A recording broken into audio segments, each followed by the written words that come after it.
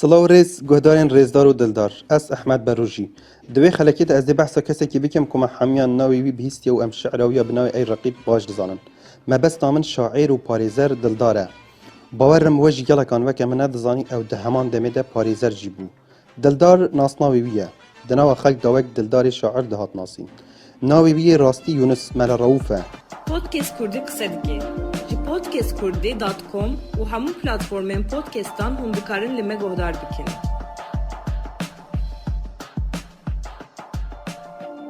دلدار سال 1918 ده لناوچه کویا هولێری هاتیە دنێ مەل ڕەوف یعنی باوێ دلدار فەرمانبەری نوفوسێ بوو ji ber karê fermî mala xwe dibin raniyayê dildar li wir dest bi dibistana seretayî dike lê piştî demekê bawê wî jî kar tê dûrxistin mecbûr dibin dîsa we digerin koyeyê dildar li koyeyê dibistana seretayî temam dike û li hewlêrê jî dibistana nawendî dixwîne dildar her ji zarokatiyê hez ji şeirê dike şeirên Hecî Qadirê Koyîyên niştimanî jî dixwîne şeirên nalîyên evîndariyê jî dixwîne şeirên şairên wek Wefayî Bêkes û Pîremêrd dixwîne û ji bere dike piştî wan hewildanan êdî hez dike şeiran binivîse û belav bike dildarê şair yekem şeira xwe sala 1935 dinivîse wê şeirê li hewlêrê di kovara ronakî de belav dike Sala 1936 bo yekem saliya kovara ronakî jî şeirekê dinivîse beşek ji wê şeirê wiha ye Dildarê şair bo kovara ronakî Ronakî nawit çend delam xweş e alem besayet dilî pir xweş e wa tarî royî derkewt ronakî be ilm û fen û ruxsarî pakî şû'le bexşî kirt li kêw û bêstan zîndûy kirdewe ilmî Kurdistan bi hoy ronakî helstayîn li xew bi rêman xist nehsî û şûmî şew mijde bê weten xakit ronak bû be sayey şewqî lawit çalak bû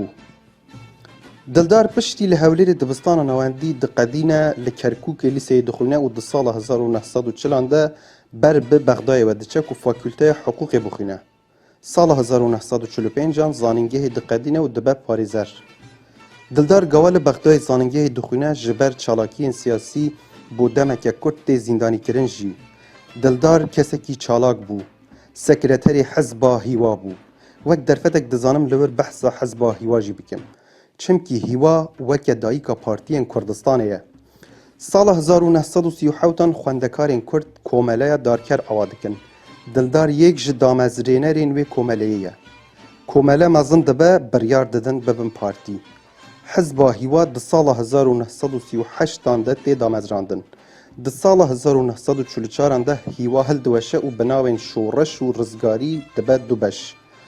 Pişt re bi giştî kadroyên şoreşê dikevin nava Partiya Komünîst a Iraqê û kadroyên rizgariyê jî dikevin nava Partiya Demokrata Kurdistanê ku hê ji nû ava bibû. Hêjayî gotinê bêjim li gorî yek ji endamên Hezba Hîwa Mukerrem Talebanî navê Hîwa ji cemiyeta hêvî tê ku di sala 1912 de li Stenbolê hatibû avakirin. Serokê Hezba Hîwa Refîq Hilmî xwestiye wî navî dîsa zindî bike.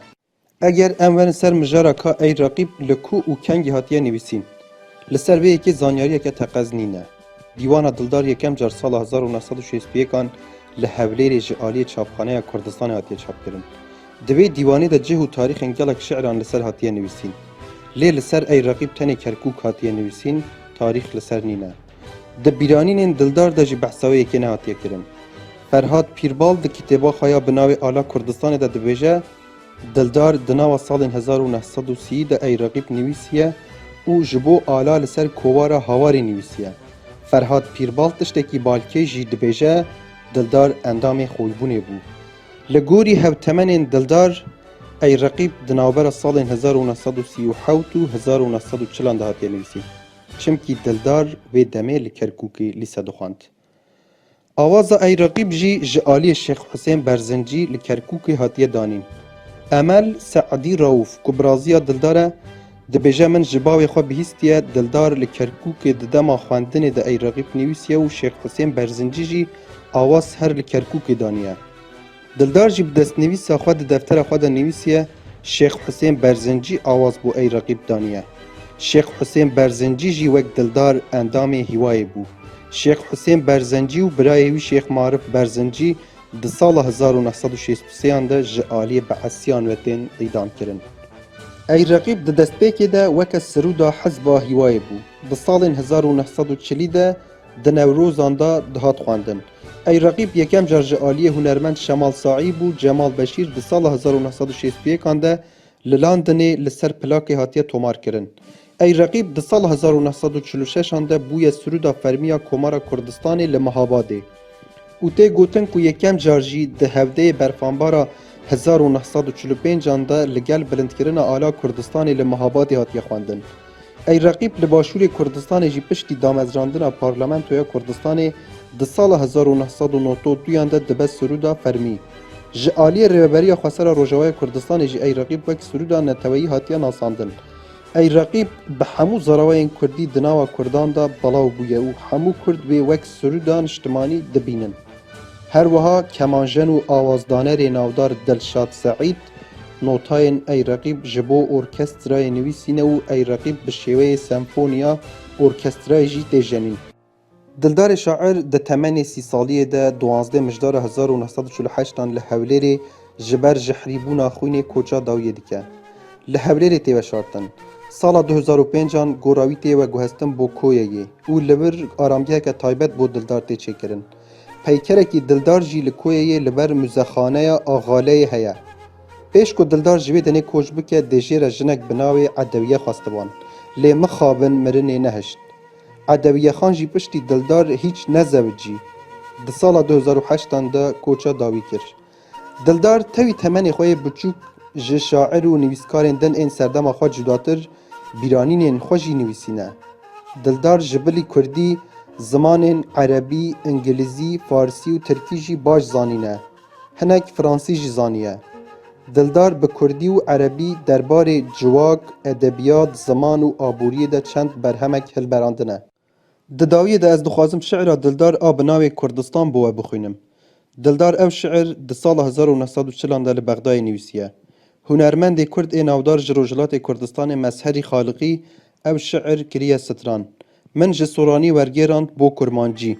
کردستان کردستان خوش نشتمان جوان تو قبلگه ها منی بگمان چاوی من بشکوجا چیاین تیه فیری سیرانا باخین تیه دنگ شمشالا شوانین ته صوتو صدایا جوانیا ته قبقبا کوین چیاین ته هر کینا آوا هورازین ته وان همویان گوه من وکرن هاوین هلبستا دل من گرتن دارکم لوی خاکی هاتمه چاندن بدلداریا ولاتی هاتمه آودان بله کردستان تأس خلقاندم جیان بتبخشیم خوشیا جینه خوشیا جینا تیه ایشا جیانا من روژا شینا تیه چمکی کردستانا جوان تو قبلگه ها دلی بگمان او در پودکست کردیه بلا چاوی ولو به گوه وجی لما به بمینن دناو خیر و خوشیان ده پودکست کردی قصه دیگه جی podcastkurdi.com و همون پلتفورمین پودکستان هندکارن لمه گهدار بکن